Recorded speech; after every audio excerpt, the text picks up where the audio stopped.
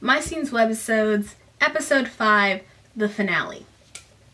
Okay, so as I stated last time, I was sitting here and you were sitting there. We were sitting across from each other having a conversation. We were at a diner and you were like, I'm really having a tough day, I just need you to talk. And I said, you want to hear about Mattel's 2002 attempt to overtake Bratz and take Barbie back on top? And you said, just start talking. And I did. For 6 weeks. For actually, it's been like 8. It's been a lot of weeks. I've done a lot of talking about movies. You might notice that in my last video about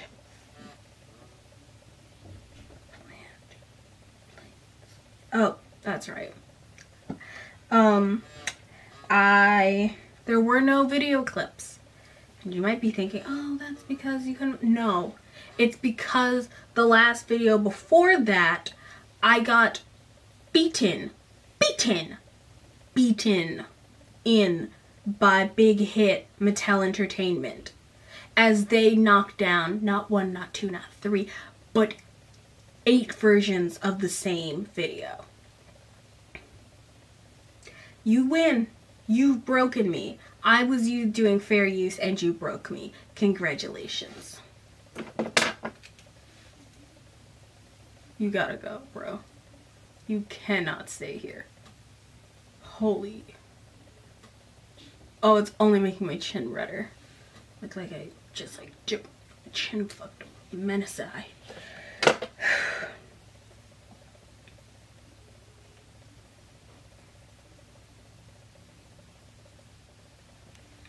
So with that being said, and the fact that this video is almost it's covering a lot of videos that don't have a lot of video, but there was an option that I could have grabbed video, like the fandom site had links to videos, and I just said, you know what? We're not doing this.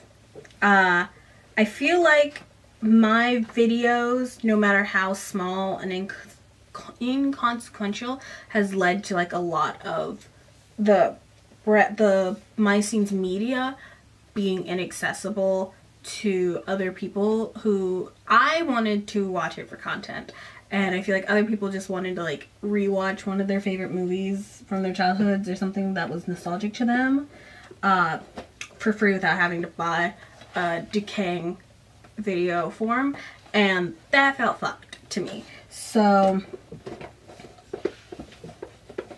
I don't want to draw attention to other like webisodes. Like some of the webisodes are gone, are no longer available to watch, because for some reason Mattel is like, you know what, this thing that we haven't made money on since 2008, let's make it so that no one can see it without paying for it, which it's like you can't even buy it anywhere. So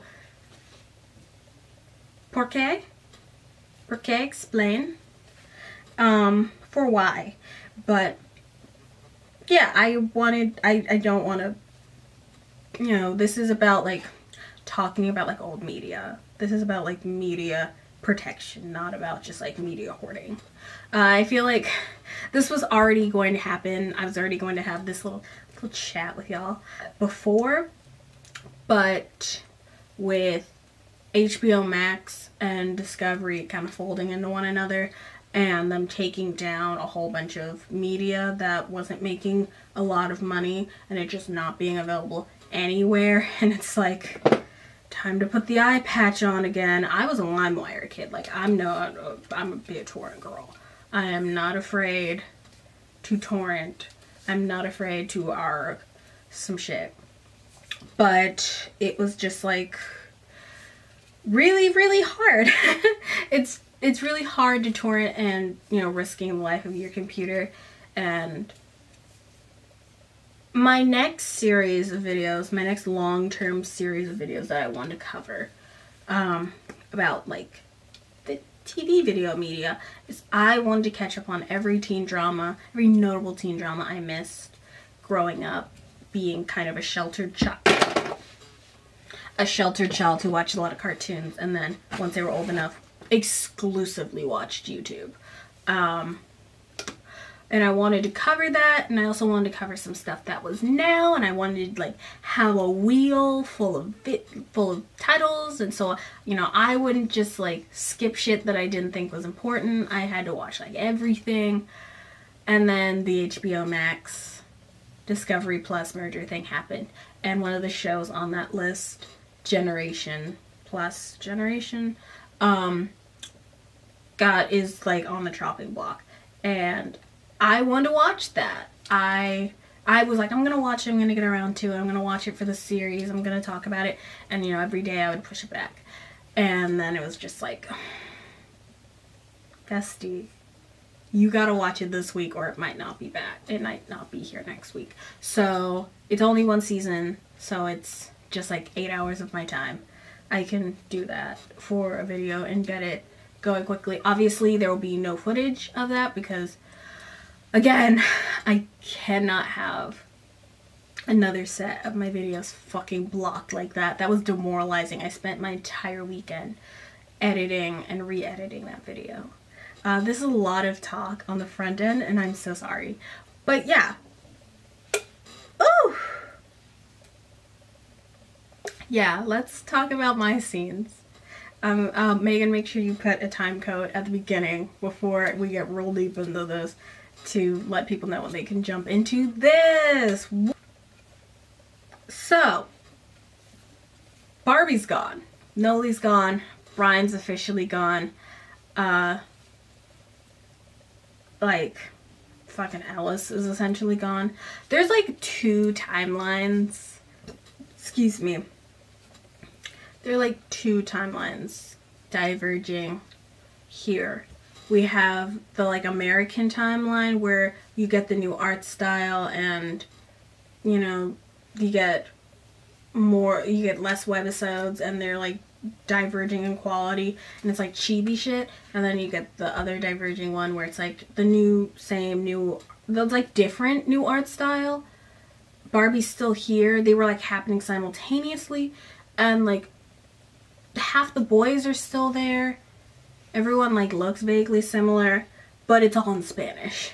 And as a person who, you know, speaks very little Spanish, I wanted to not touch that. I watched a couple episodes. It looked really cute and really fun, and I actually really like the art style of that better. But whatever. So we have a new art style, and this new art style looks like bootleg Bratz. It truly does. Like, it really looks like Bratz doll art. Like, you can put them up on the screen of like an old Myscene's like doll art, and then like a new Myscene's doll art there. We are introduced to the new characters, Kennedy and Naya. Because they just dropped this girl in Kennedy in here in Barbie's replacement, literally she is identical to Barbie. Megan from the past, can we seance with you? Can we speak? Can we be holy with thee?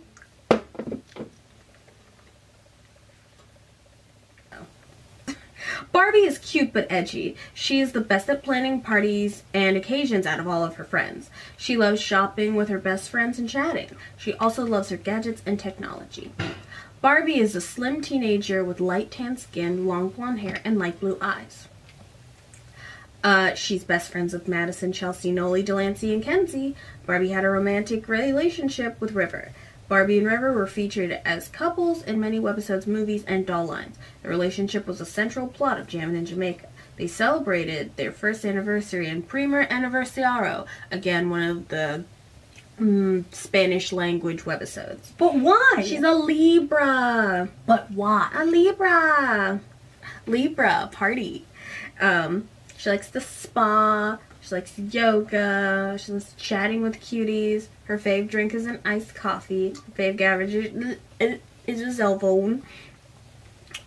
Thing is, my friends, we do everything together. Shopping, eating out, going to parties. I'm super techie. Gotta have the latest and greatest. Barbie is one of the few characters not named after a place in New York. Yep.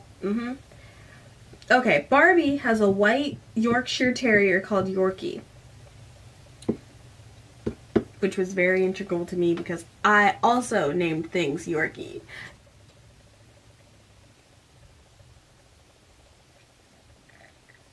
Mind you, we don't get any of this information except for the fact that I know how to read. And I guess if you were reading the website's diaries, but again, Flash is dead, so we're not allowed to have nice things. Oh my god, it fucking... I use when I'm on my laptop, I use a ad blocker, and sometimes I feel bad about that.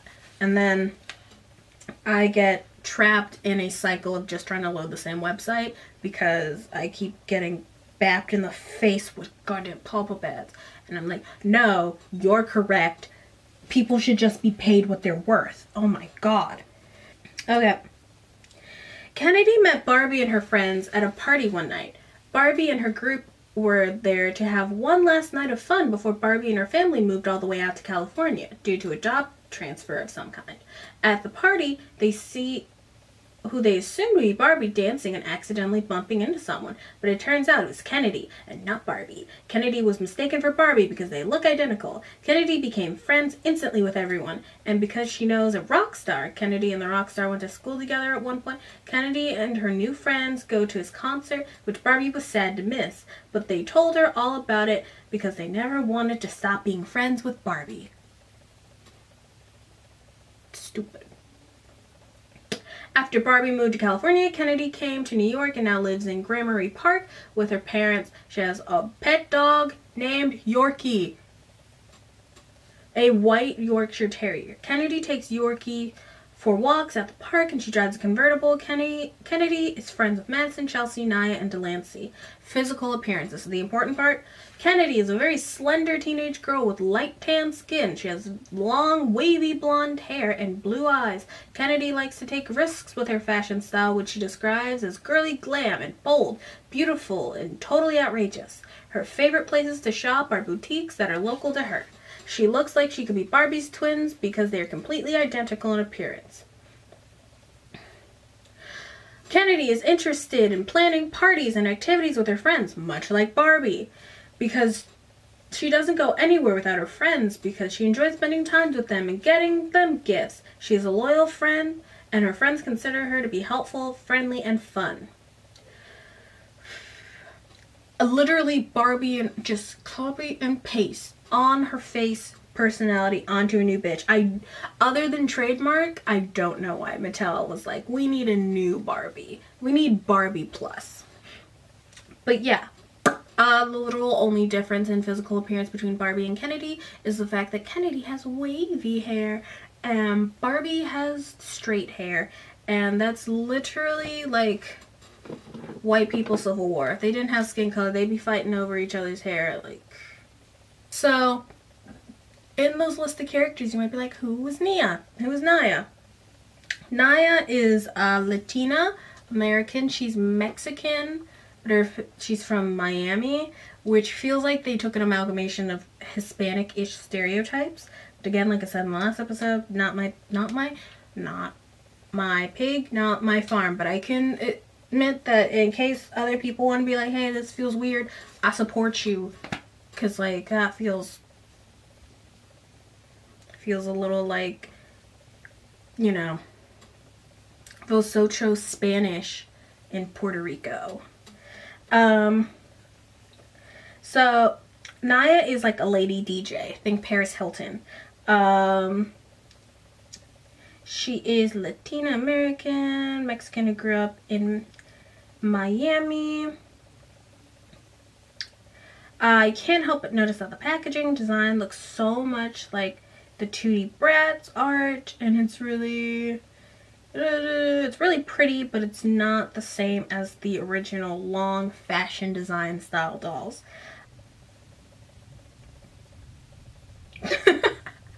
Sorry, okay, so now that Kennedy has replaced Barbie and Nia has replaced Noli, who is Noli? Who is Nia? We discussed it just now. She's a Libra. She's a Libra. I think this is hard proof of a pivot trying to copy the Bratz. Like, instead of just being like, we're gonna do our own Barbie-licious thing, and then, you know, the kids will come to us. The kids never came, and they were like, okay, can't beat them, join them. And then they were like, you know what, we're gonna try beating them again, but this time in the court of law. Pew, pew, pew, pew, pew.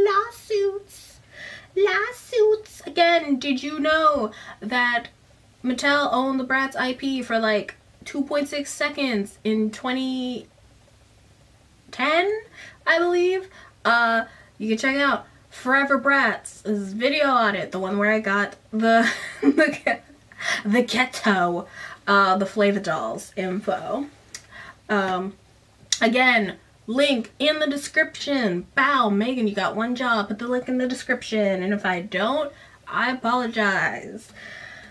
Whew. Okay, so back into the webisode, starting with the Fab Faces. Chelsea, Madison, and Kennedy go around and they take photos in a photo booth using their Fab Face molds. These crazy Botox dolls. They're kind of cute, but they're also like a touch horrific. Oh Jesus, not Jesus. Okay, so then we have next episode, DJ Naya. Kennedy and Madison talk about meeting Nia. She's from Miami, and she's an up-and-coming DJ at a club named Mud.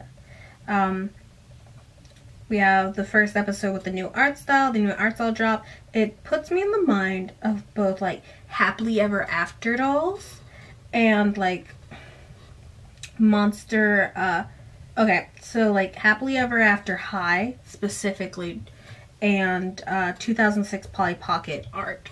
Megan, you're gonna have to find that. Nia is giving very Lele Pons, that kind of Latino representation. Again, I am not the perceived demo for this. However, I do have eyes, and I have spoken to a that sounds way worse. That sounds way worse. But it wasn't doing anything for me. Nia is getting a case of the sneezes, and she's nervous. Nia invites the rest of the girls to her club night.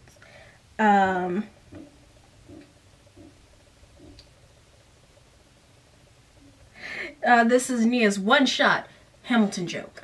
But she is getting dreadfully sick. She's got laryngitis. She can't speak. We get to outside the club and we see some of the new doll designs. And why does Delancey look like a bootleg Cleo Denal doll from Monster High? Nia performs. Kennedy acts as her voice. COVID scare. She sneezes into the crowd. It's very uncomfortable. Video over. I'd like to also note that, whatchamacallit, when I was watching them on the Wikipedia, which if you want to, I suggest you do it, you know, do what makes you feel right, that these episodes are longer, but they were also set up into like these 1 minute, 37-second segments for whatever reason, and it's kind of jarring. I won't lie. And the fact that I had to sit and watch an ad in between every one of them. But whatever. It was really weird. I truly did not enjoy it. And I didn't watch the old, like, Myscene's stuff. And by this point, in 2008, I really wasn't on the internet like that. And by this point, like, schools had started putting, like, no games. So I couldn't even see them at school. So I'm not, like, emotionally attached to the old dolls. But the old doll designs like that. But it really didn't work. Didn't do anything for me. Alright, next episode. Salsa Beat. Delancey rolls up to a 30% off sale because for some reason that's important enough to put into the official description, so I wrote it down. But whatever. To spill about her problems. The boy she likes, Parker, where is Ellis? Show us the Ellis. Asked her out to go salsa dancing. There they are, leaning into the Spanish market. Delancey enlists Nia in teaching her how to dance.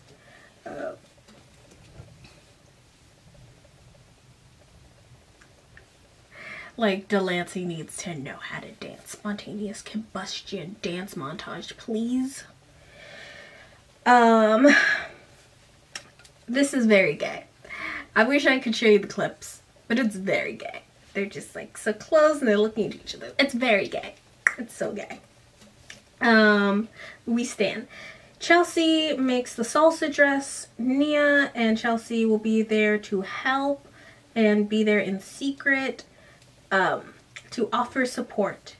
This fucker is a palette swapped version of River. I might have to go in search of just to get a screenshot of him because he is literally just brown.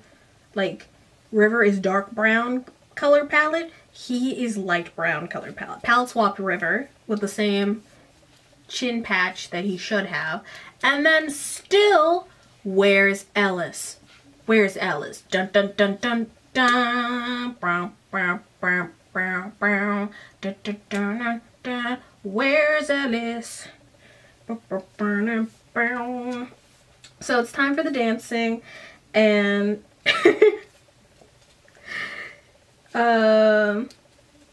she emotionally sends this man to the shadow realm by, still dancing dancing poorly and just being bad at dancing. She steps on his foot and he manages to take out not only himself, not only Delancey, but also the dancing Chelsea and Nia on the other side. She introduces them to her date and they explain off camera what happens. He appreciates the effort, but doesn't want to have his feet crushed anymore. No more dancing. End of episode. In uniform. In uniform, Chelsea wants to work at this pretty exclusive, hello? Oh, sorry. No, you're fine. You saying goodnight? No. Oh, okay. This pretty exclusive place. However, she gets the job, but she's less enthused when she finds out that the uniforms are butt ugly. Honestly, I think it's a serve. I really liked it. But whatever, it's 2008. The times have changed. The fashion, less Y2K, even less McBling. We're into recession era where everything gets business casual.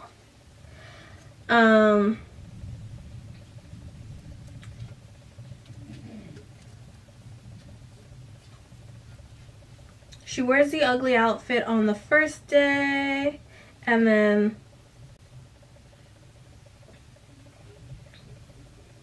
I guess when you get to the fancy place that she wants to work, it's like a Sephora knockoff because I guess they've lost the rights to Sephora. How the mighty have fallen. After lunch, she decides that she's going to revamp the dress into being this, like, boring kind of outfit. Time to go back to work. She shows her manager her dress, and they love it. They want her to make all the dresses for all the other employees at the dress barn. Egyptian Nights. I would like to welcome you into the corner of Madison is like given jobs that she is severely underqualified for, but is really passionate about. Egyptian Nights. Everyone shows up to the Egyptian... Everyone shows up to Egyptian Night at the museum in Egyptian Insultees. Think every spirit Halloween Cleopatra that has ever been, that ever will be, and that has yet to exist. To the museum to help set up with Madison. It's cute, but it's culturally appropriative. The girls mill about, and Madison forgot the centerpiece of her auction. She's working an auction for this museum. Some mummy linen that she left at her home in her in her safe. Be for real. Be serious. This is the most unserious plot I've ever heard. You forgot linen. You forgot Egyptian linen in your house safe. For fun. What was it doing at your house, babes? I have questions. I will be speaking to the curator. This belongs in a museum. Chelsea and Delancey have to race back to her house to get the fabric. Madison has to solve for extra time so that they can get her the fabric. It's close, but they get it. And they raised a lot of money. This episode goes into the yikes column for how much just like taking from Africa and excusing it by having the black girl be the museum curator. And it's like, how old are these girls? I know it's doll logic, so they're every age and no age at all, but still. So, we enter a weird final stretch where they were not giving a single shit about these episodes. They don't even have proper titles. They're called Act 1 through 5. And these videos were fully blocked, so I actually get to see them. So we're just reading the Wikipedia description. Oh, it looks like it's back. After absolutely wrecking the Bratz of the Barbie franchise, it appears and goes as it wants. Alright, plot. Kennedy and Nia help Chelsea to prepare for Chelsea's first big fashion show. Chelsea feels nervous, but her friends reassure her. Unfortunately, the models have been booked for the wrong date. Chelsea, Kennedy, and Nia have to model Chelsea's designs. When it's Chelsea's turn to walk down the runway, she accidentally brings her cell phone with her. Her cell phone rings, but the crowd applauds anyway. Chelsea tells her friends that she will be better prepared for the next fashion show, and they walk down the runway together. A nothing burger. I kind of thought that these episodes were gonna be connected somehow, but they are not.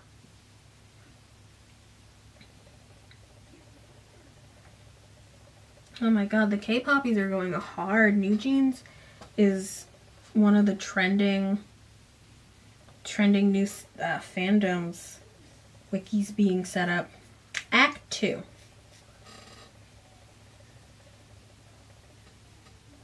Kennedy begins getting texts and emails from a secret admirer. The admirer also left a scarf on Kennedy's scooter. Kennedy's doorman told her that the admirer is not a weirdo, but the admirer ignores Kennedy's email and texts Kennedy from a blocked number. Kennedy wishes River was in town so that the admirer would leave her alone. The secret admirer buys 3 muffins for Kennedy, Madison, and Nia. Kennedy wonders who the admirer is, and she embarrasses herself by assuming different men are flirting with her. 2 days go by without the admirer contacting Kennedy, and River comes back to town. The admirer sends Kennedy roses. Kennedy is going to dinner with River, Chelsea, and Hudson. Oh god. Kennedy is going to dinner with River, Chelsea, and Hudson. They arrive, and Kennedy finds out he was the secret admirer. River tells Kennedy that he sent her anonymous messages and gifts in case she was getting bored of their relationship while he was out of town. Now, River ain't wait until the mail had been finished forwarding from her Chelsea apartment to her new Malibu house. River ain't shit. Don't trust these men. truly.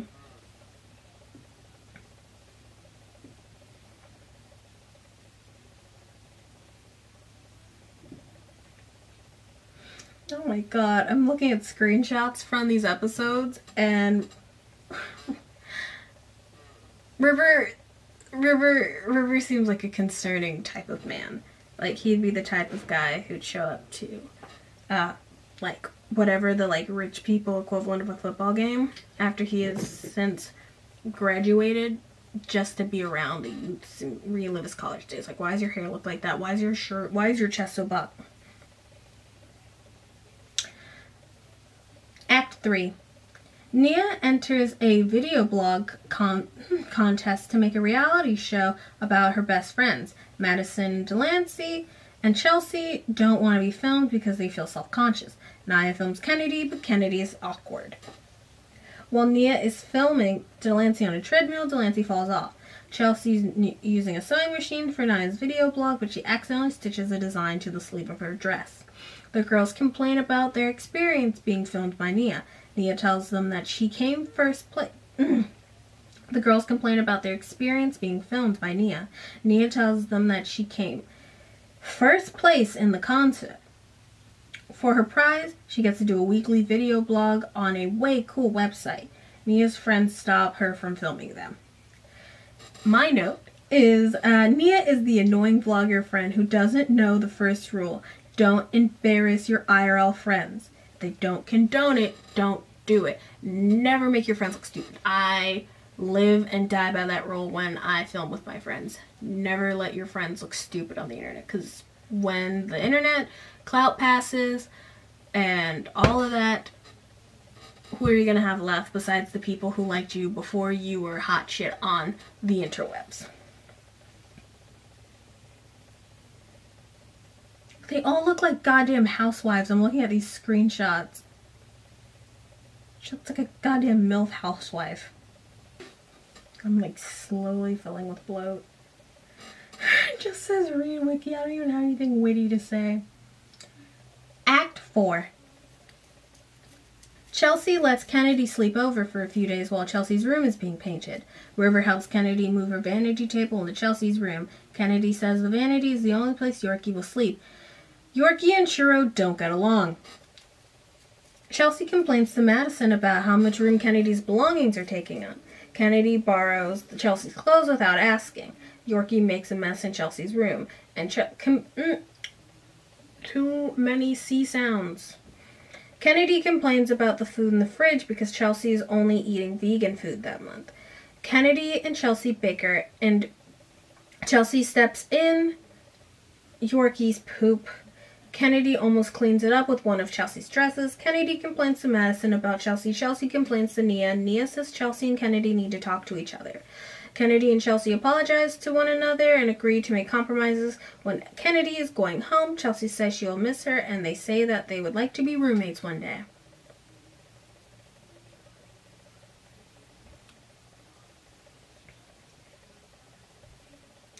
Act 5.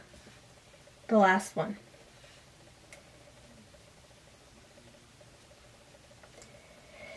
Madison was...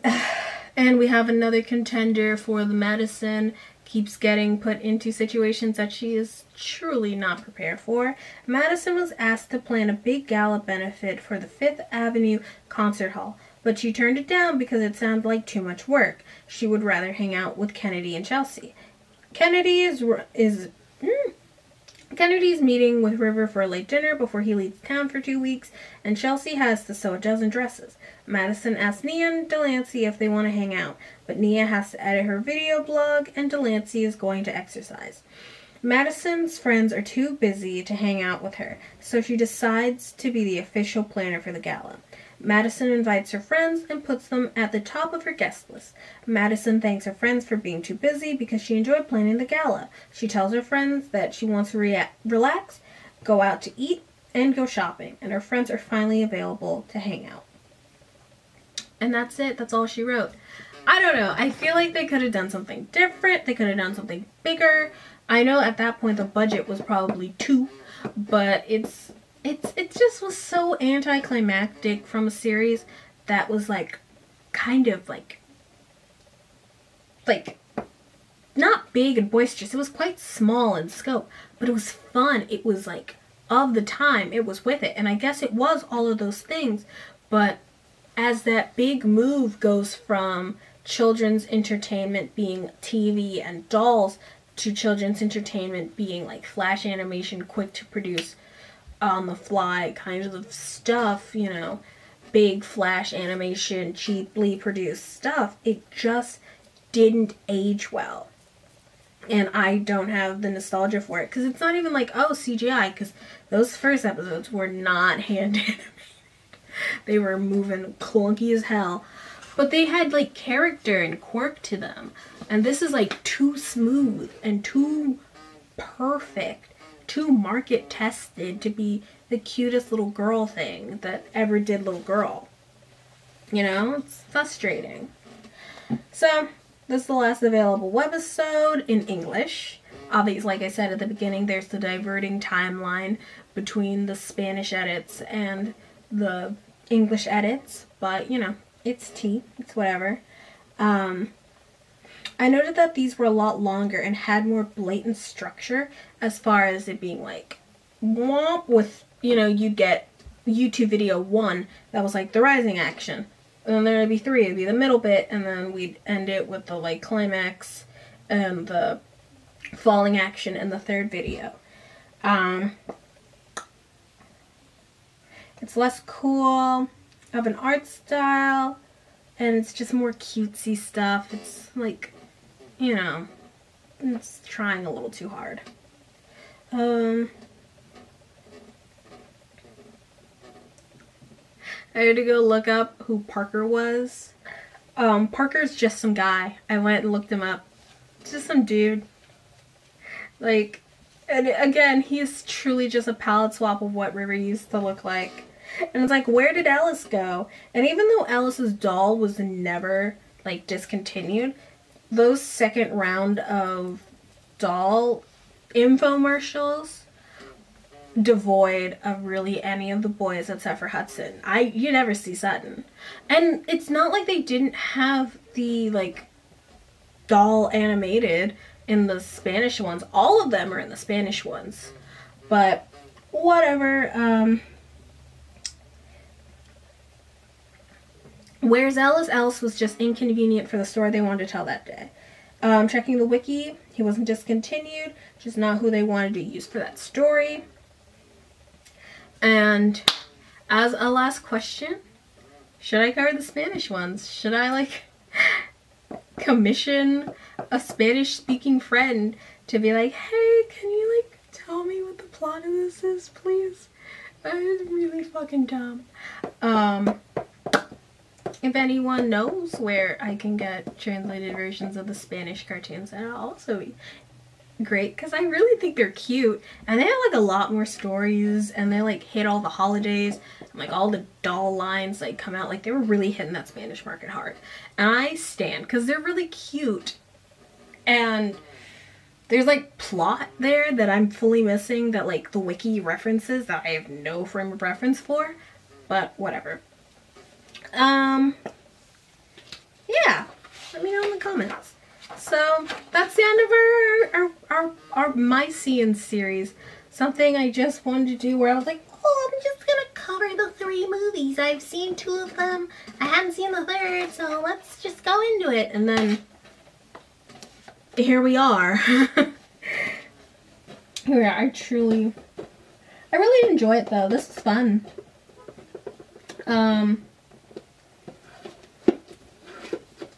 Without this series and me searching through my old doll boxes, we wouldn't have Baby Hand. The true greatest part of this series is Baby Hand. And all of you who have subscribed and followed because of it, I really enjoy what I do here. I'm having a good time. If you want to check out the rest of my Myscene's playlist, the Myscene Cinematic Universe playlist will be here.